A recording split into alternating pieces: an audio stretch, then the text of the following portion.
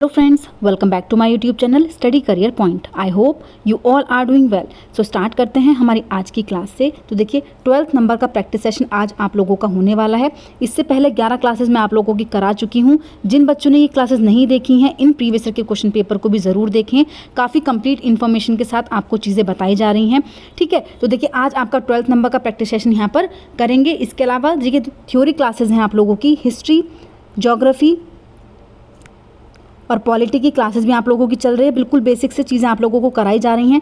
6 to 8 की NCERT chapter wise हम यहाँ पर क्लासेस कर रहे हैं। तो जिन बच्चों ने क्लासेस नहीं देखी हैं वो इन क्लासेस को भी ज़रूर देखें। काफ़ी यूज़फुल चीज़ें आप लोगों को देखने को मिलेंगी। ठीक है, अभी 2 मंथ आप लोगों के पास हैं तैयारी के लिए, काफ़ी बेटर तरीके से आप तैयारी को कर सकते हैं। तो स्टार्ट करते हैं हमारे आज के प्रैक्टिस सेशन से। इसके बाद देखिए 2011 से लेकर के 2024 तक के जितने भी क्वेश्चन पेपर हुए हैं सभी मैं आपको 1 by 1 कराऊंगी अपने चैनल पर। तो स्टार्ट करते हैं हमारी आज की क्लास से। तो देखिए फर्स्ट क्वेश्चन यहाँ पर है, देखिए चोल साम्राज्य की भूमियों के संदर्भ में निम्नलिखित का मिलान कीजिए और उपयुक्त विकल्प का चुनाव कीजिए। देखिए ए पॉइंट यहाँ पर है, फर्स्ट है यहाँ पर देखिए पल्लीचंदम, बी है शालाभोग, सी है देवदान और डी है वेलन वगई। तो देखिए यहाँ पर जो भूमियाँ हैं वो चोल साम्राज्य में किस चीज़ के लिए उपयुक्त की गई। तो देखिए यहाँ पर जो पल्लीचंदम है वो किस चीज़ के लिए यूज़ की गई थी, तो ये यूज़ की गई थी जैन संस्थानों को दान की गई भूमि के रूप में। ठीक है, जैन संस्थानों को दान दी गई भूमि, वो उसको क्या कहते थे, पल्लीचंदम कहते थे।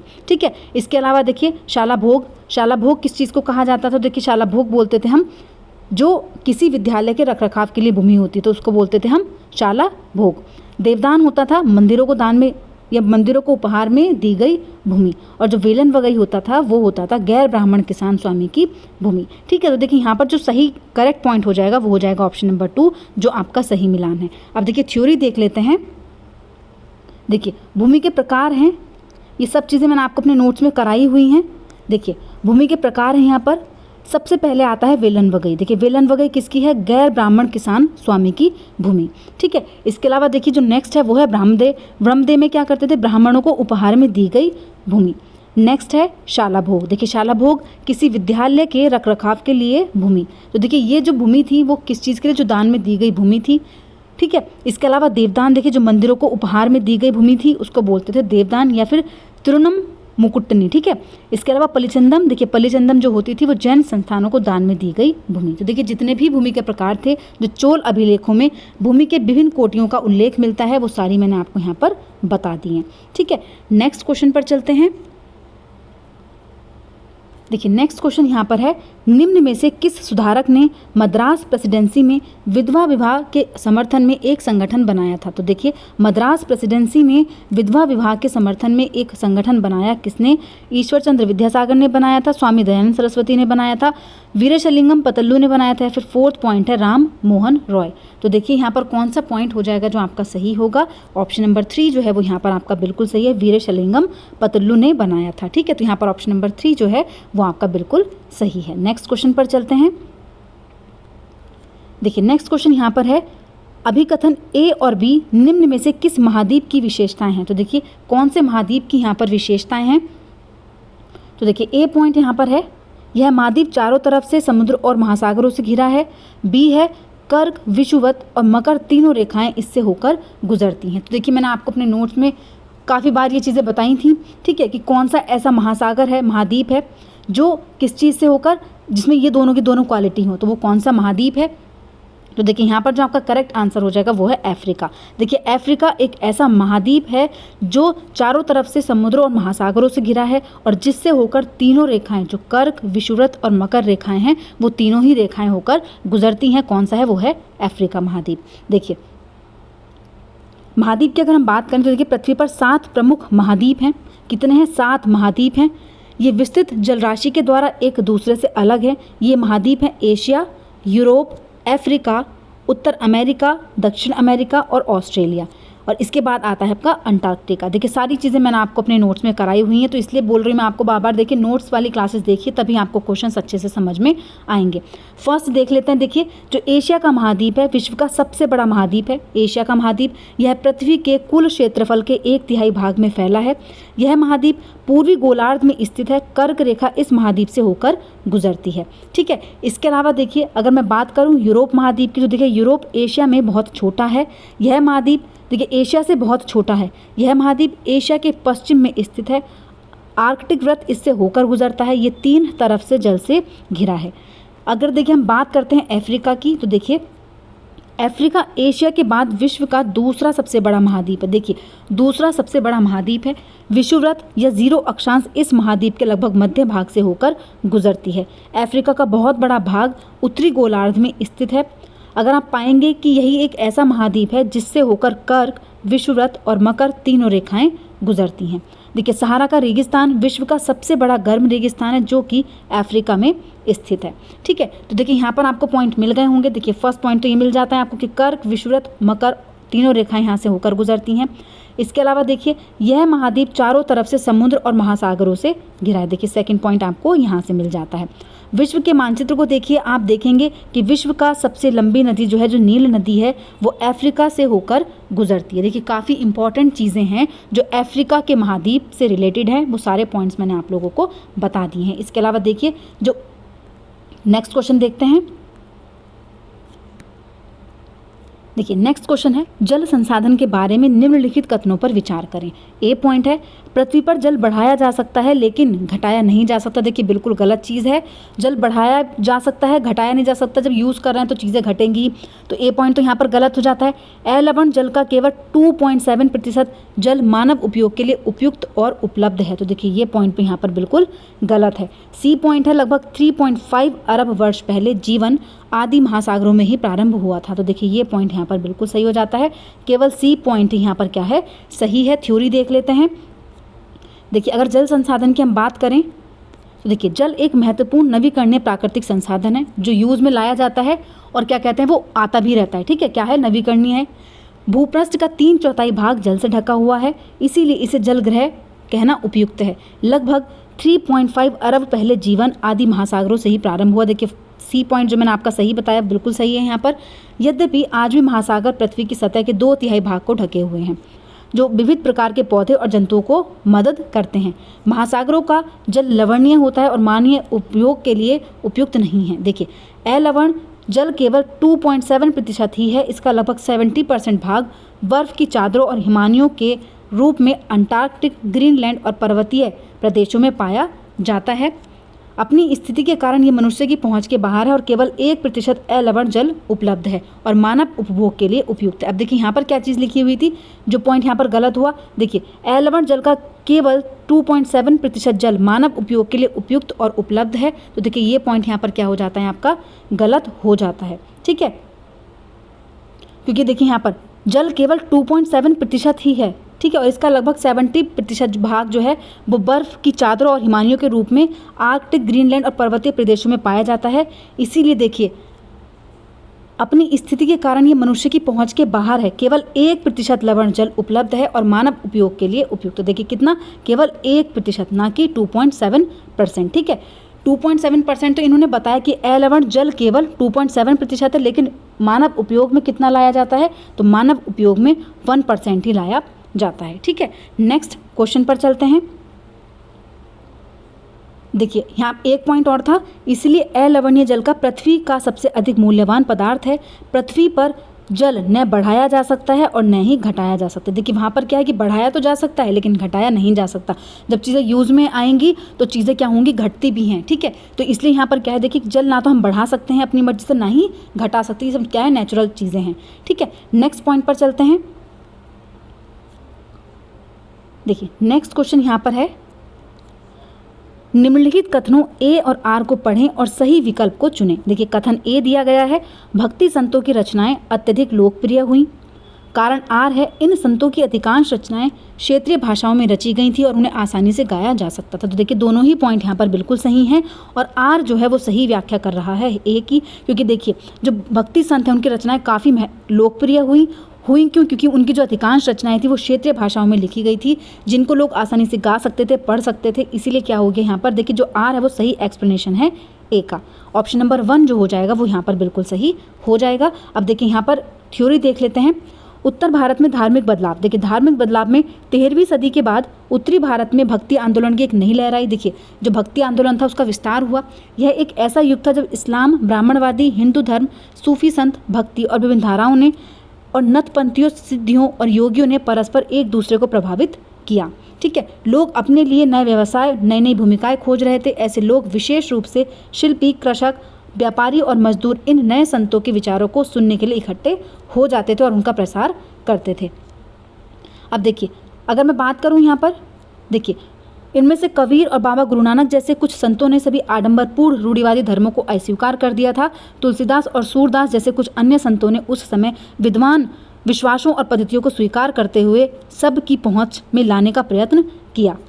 ठीक है, अब देखिए यहाँ पर जो मेन चीज़ है, देखिए अवधि में लिखी गई तुलसीदास जी की रचना रामचरितमानस उनके भक्ति भाव की अभिव्यक्ति और साहित्यिक कृति दोनों ही दृष्टियों से महत्वपूर्ण है।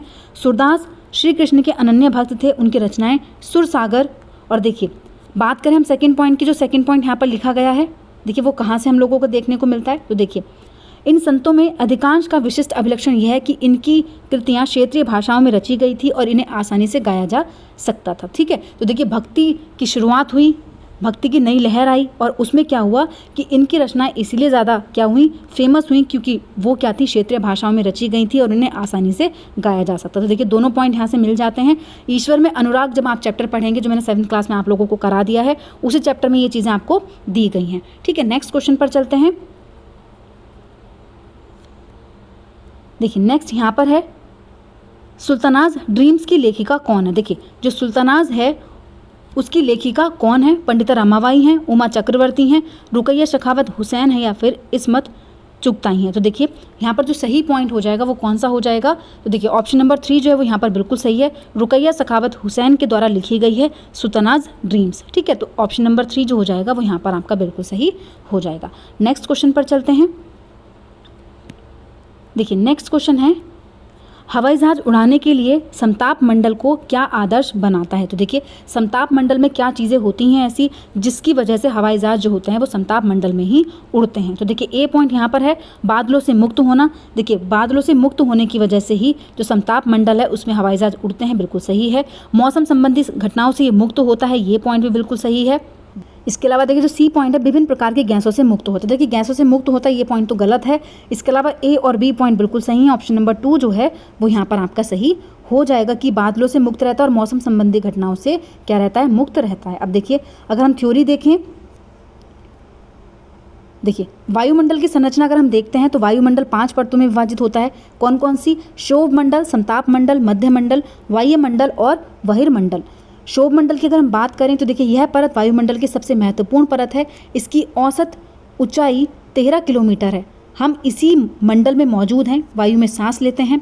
ठीक है, मौसम की लगभग सभी घटनाएं जैसे कोहरा, वर्षा, ठीक है, ओलावर्षण इसी परत के अंदर होती है। देखिए यहाँ पर अगर हम बात करें तो देखिए जो क्षोभ मंडल है सबसे पहला परत है ये। ठीक है, सारी जो चीज़ें होती हैं, वर्षा आती है, बादल आते हैं, वो सब इसी परत के अंदर होते हैं। सेकंड की अगर हम बात करें, देखिए सेकंड जो होती है वो होती है आपकी समताप मंडल। समताप मंडल क्षोभ मंडल के ऊपर का भाग समताप मंडल होता है जो 50 किलोमीटर की ऊंचाई तक फैला है।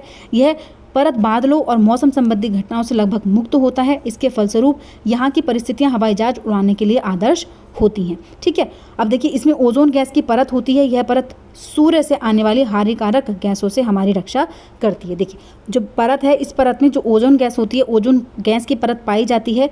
वहाँ पर बोला गया है कि गैस से मुक्त है, गैस से मुक्त नहीं होता। इसमें ओजोन गैस की परत पाई जाती है जो हमें हानिकारक गैसों से हमारी रक्षा करती है। ठीक है, नेक्स्ट पॉइंट पर चलते हैं। देखिए मध्यमंडल की अगर हम बात करें, यह वायुमंडल की तीसरी परत है। यह समताप मंडल के ठीक ऊपर होती है। यह लगभग 80 किलोमीटर की ऊंचाई तक फैली है और अंतरिक्ष में प्रवेश करने वाले जो उल्का पिंड हैं वो इसी परत में आकर के जल जाते हैं। ठीक है, नेक्स्ट अगर हम बात करें वाह्य वायुमंडल में बढ़ती ऊंचाई के साथ तापमान अत्यधिक तीव्रता से बढ़ता है। आयन मंडल इस परत का एक भाग है। यह 80 से लेकर 400 किलोमीटर तक फैला है। और रेडियो संचार, देखिए जो रेडियो संचार है, जो रेज होती हैं वो कौन से मंडल में मिलती हैं, तो वाह्य वायुमंडल में ही पाई जाती हैं। ठीक है, वाह्य वायुमंडल में ही ये रेज पाई जाती हैं। नेक्स्ट क्वेश्चन पर चलते हैं। देखिए नेक्स्ट क्वेश्चन यहाँ पर है, निम्नलिखित कथनों ए और आर को पढ़िए और उपयुक्त विकल्प का चयन कीजिए। देखिए कथन ए है मकर रेखा और दक्षिण ध्रुव व्रत के बीच वाले क्षेत्र का तापमान मध्यम रहता है। कारण आर है मकर रेखा के बाद किसी भी अक्षांश पर दोपहर का सूर्य कभी भी सिर के ऊपर नहीं रहता। तो देखिए यहाँ पर दोनों ही पॉइंट बिल्कुल सही हैं, लेकिन एक दूसरे की कोई भी व्याख्या नहीं कर रहा है। तो देखिए यहाँ पर सेकंड पॉइंट सही हो जाएगा। ए और आर दोनों सही हैं, परंतु आर ए की सही व्याख्या नहीं करता है। ठीक है, थ्योरी देख लेते हैं। देखिए, अगर हम बात करें पृथ्वी के ताप कटिबंध की, कर्क रेखा और मकर रेखा के बीच के सभी अक्षांशों पर सूर्य वर्ष में एक बार दोपहर में सिर के ठीक ऊपर होता है, इसलिए इस क्षेत्र में सबसे अधिक ऊष्मा प्राप्त होती है। देखिए, कर्क रेखा और मकर रेखा के बाद किसी भी अक्षांश पर दोपहर का सूर्य कभी भी सिर के ऊपर नहीं होता। देखिए फर्स्ट पॉइंट है। इसके अलावा देखिए, ध्रुव की तरफ सूर्य की विकिरण किरणें तिरछी होती हैं। इस प्रकार उत्तरी गोलार्ध में कर्क रेखा और उत्तर ध्रुव व्रत तथा दक्षिणी गोलार्ध में मकर रेखा और दक्षिणी ध्रुव व्रत के बीच वाले क्षेत्र का तापमान मध्य रहता है। तो देखिए यहाँ पर किस चीज़ की बात की गई है, यहाँ पर की गई है मकर रेखा और दक्षिणी ध्रुव व्रत की। तो देखिए मकर रेखा और दक्षिणी ध्रुव व्रत के बीच वाले क्षेत्र का जो तापमान होता है वो क्या रहता है, मध्यम रहता है। ठीक है, नेक्स्ट पॉइंट देखते हैं। देखिए नेक्स्ट क्वेश्चन यहाँ पर है, जन सुविधाओं के संदर्भ में निम्नलिखित कथनों पर विचार करें और उपयुक्त विकल्प को चुनें। देखिए ए पॉइंट यहाँ पर दिया गया है, भारतीय संविधान के अनुच्छेद 21 के अंतर्गत पानी के अधिकार को जीवन के अधिकार का हिस्सा माना गया है। बिल्कुल सही बात है। बी पॉइंट है, हर व्यक्ति अमीर गरीब का यह अधिकार है कि उसे दैनिक ज़रूरतों को पूरा करने के लिए पर्याप्त मात्रा में पानी मुफ्त में मिले। देखिए पानी मुफ्त में नहीं मिलता है, ये पॉइंट जो है यहाँ पर गलत हो जाता है। देखिए अगर हम आर्टिकल 21 की बात करें तो यहाँ पर जो आर्टिकल 21 होता है इसमें क्या होता है, इसको बोलते हैं जीवन और व्यक्तिगत स्वतंत्रता का अधिकार। ठीक है, क्या होता है, व्यक्तिगत स्वतंत्रता का अधिकार का अधिकार। ठीक है, तो देखिए जो 21 आर्टिकल होता है आपका 21, ये किस चीज़ का अधिकार देता है, जीवन और व्यक्तिगत स्वतंत्रता का अधिकार देता है। ठीक है, अब इसमें क्या बात हुई है, इसमें पानी के अधिकार को भी जीवन के अधिकार का हिस्सा माना गया है। ये पॉइंट तो बिल्कुल सही है, लेकिन जो यहाँ पर दैनिक ज़रूरतों को पूरा करने के लिए पर्याप्त मात्रा में पानी मुफ्त में मिले ऐसा नहीं है। यहाँ पर क्या चीज़ बोली गई है कि हर व्यक्ति को, देखिए हर व्यक्ति को सस्ती कीमत पर, किस चीज़ पर, सस्ती कीमत पर पर्याप्त पानी, ठीक है, पर्याप्त मात्रा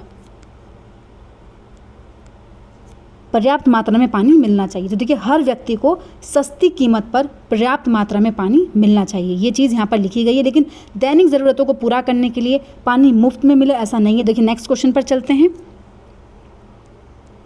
देखिए नेक्स्ट और लास्ट क्वेश्चन है, भारतीय धर्मनिरपेक्षता और अमेरिकी धर्मनिरपेक्षता के अनुसरण होने वाले प्रतिरूप में भिन्नता है किस संदर्भ में। तो देखिए कौन से संदर्भ में है, तो धार्मिक मामलों में हस्तक्षेप के स्तर पर। अगर हम धार्मिक मामलों की बात करें तो उसमें हस्तक्षेप के स्तर पर क्या है, भिन्नता देखने को मिलती है। ठीक है, तो यहाँ पर ऑप्शन नंबर 1 जो है वो बिल्कुल सही है, क्योंकि देखिए यहाँ पर बात की गई है भारतीय धर्मनिरपेक्षता की और अमेरिकी धर्मनिरपेक्षता की, दोनों में डिफरेंस जो है वो किस चीज़ को लेकर के है, तो धार्मिक मामलों में हस्तक्षेप के स्तर पर। ठीक है, तो यहाँ पर ऑप्शन नंबर 1 जो है वो आपका सही हो जाएगा। तो देखिए आज की क्लास में जितने भी क्वेश्चन मैं आप लोगों के लिए लेकर के आई थी वो सारे मैंने आप लोगों को करा दिए हैं। डेली थ्योरी क्लासेस लेते रहिए, क्वेश्चंस की प्रैक्टिस करते रहिए, काफ़ी अच्छी चीज़ें हैं जो आप आने वाले एग्जाम में स्कोर कर सकते हैं। तो आज की क्लास यहीं पर कंप्लीट होती है। अगर आपको मेरी क्लास अच्छी लगी हो तो प्लीज़ मेरे चैनल को लाइक करें, सब्सक्राइब करें और शेयर करें। ऐसी ही और वीडियोज़ के लिए मेरे चैनल पर बने रहिए। Thank you.